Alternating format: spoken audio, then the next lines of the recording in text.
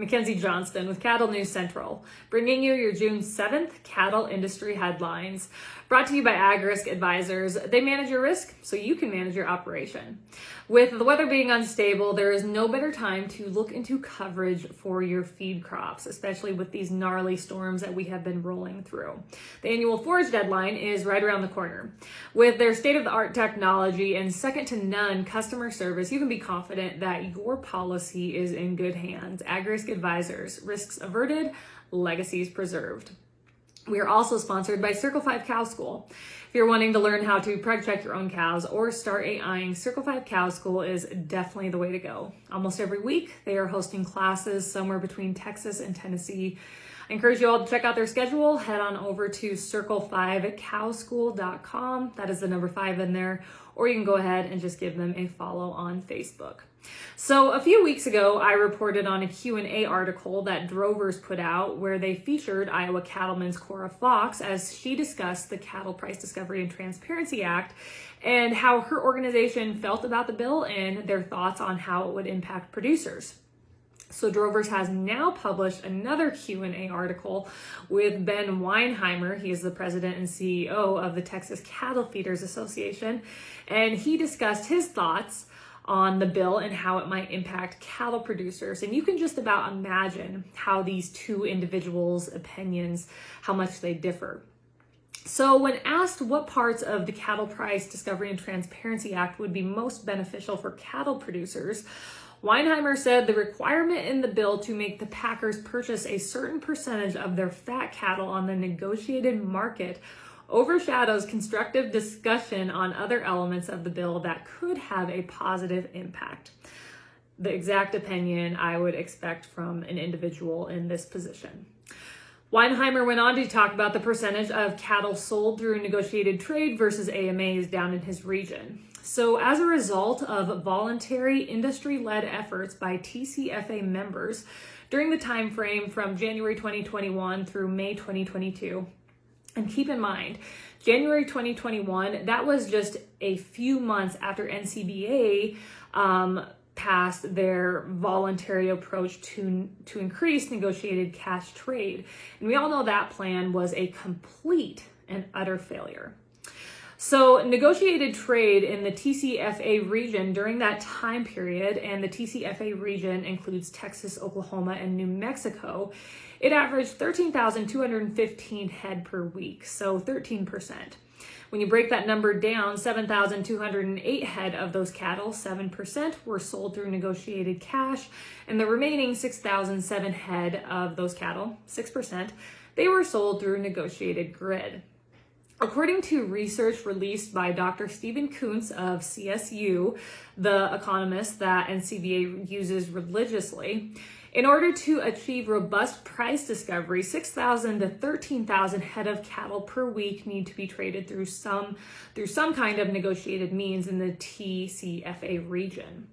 So Weinheimer, of course, he believes since his region has been able to do this on average for the past 17 months, the region has actually exceeded the recommended level for robust price discovery. Weinheimer was asked if he believes any unintended consequences will come from this bill if it were to actually become reality. And he said some bad ideas never become good ideas, which has been true of so many situations where the government has been asked to fix a problem in the private sector. But there has been plenty of examples where the private sector has made the necessary adjustments or corrections, which has resulted in positive outcomes. Weinheimer believes the situation that our current cattle markets are enduring provides the opportunity for both individuals and businesses to respond in an efficient, effective, and timely manner in the absence of governmental constraints, limitations, and mandates. If this bill were to be passed, it would result in fewer marketing opportunities and less incentive for producers to invest in their herds for greater improvement, said Weinheimer. So basically, he believes that if we actually require the packers to buy a minimum percentage of cash through negotiated cash trade, that will lower the quality of cattle that we have here in our industry. Essentially, he thinks ranchers, they just won't give a damn about improving their cattle anymore because we're going to make packers actually compete for cattle. Makes no sense. Weinheimer said this bill is a step backwards and counters the continuous improvement the cattle industry has been working toward to meet consumer demand. He has definite reservations when it comes to the government getting so extensively involved in the beef industry because there are very few examples of the government implementing a rule or regulation that they have either withdrawn or overturned. But there is one example where the government did indeed do such thing, and that is MCOOL. And Weinheimer said it took a decade to implement a course correction on the mandatory labeling rule, but not before it cost U.S. cattle producers millions of dollars and the threat of Canada and Mexico implementing billion-dollar tariffs on our beef exports. This guy is just really hitting it out of the park. In closing, Weinheimer said through all of the hearings that Congress has held in the past year or however long it's been regarding our cattle markets, the facts have not changed.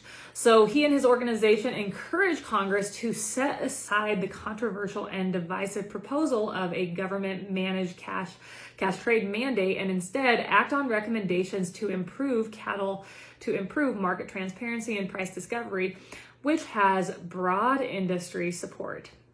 I encourage you all to read this article. I hit the high points of the article. Weinheimer had a lot more to say about the industry, that's for sure. This update is also sponsored by 4T Ag Insurance. Colt Tritt, he is the owner and operator of 4T Ag, and he is a one-man show.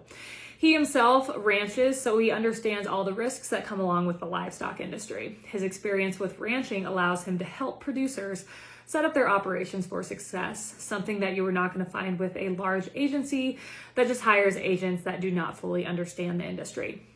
If your operation is not already enrolled in PRF insurance, now is the time to reach out to 4T Ag and get enrolled. You have until November 15th.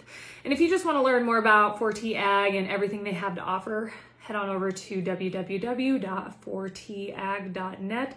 That is the number 4, TAG.net.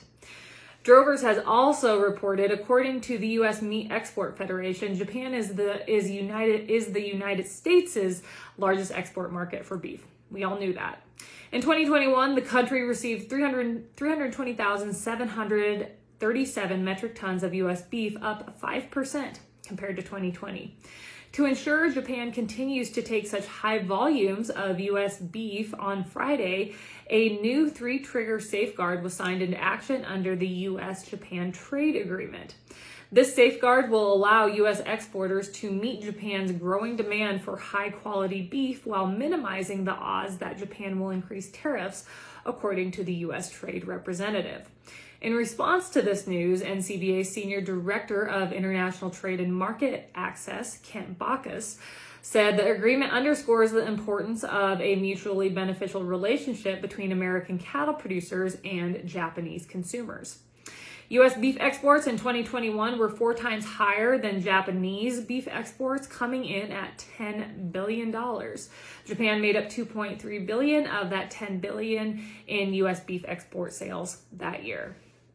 Meeting Place has reported that a lawsuit filed in the U.S. District Court for the Northern District of Illinois alleges Beyond Meat fraudulently overstates the protein content of its alternative meat products. A half dozen Illinois residents are charging Beyond Meat with fraud, claiming the fake meat company is using misleading advertisements that assert their fake meat products are just as nutritionally beneficial as traditional meat.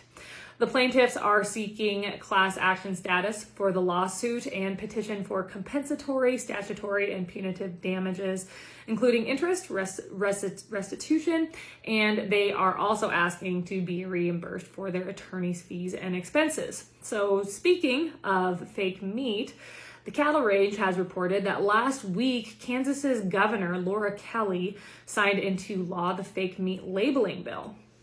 This new law will go into effect on July 1st and requires makers of alternative meat products that use meat terms to include a disclaimer indicating the product does not contain meat on the label in a prominent and large font in close proximity to the meat term. Disclaimers can include vegetarian, vegan, meatless, meat-free, plant-based, or other terms approved by the Kansas Secretary of Agriculture. And I believe that's how it should be with alternative meat all across the United States. Folks need to understand that it is nothing like traditional meat. We can talk about nutrition or we can talk about taste. It just does not level up.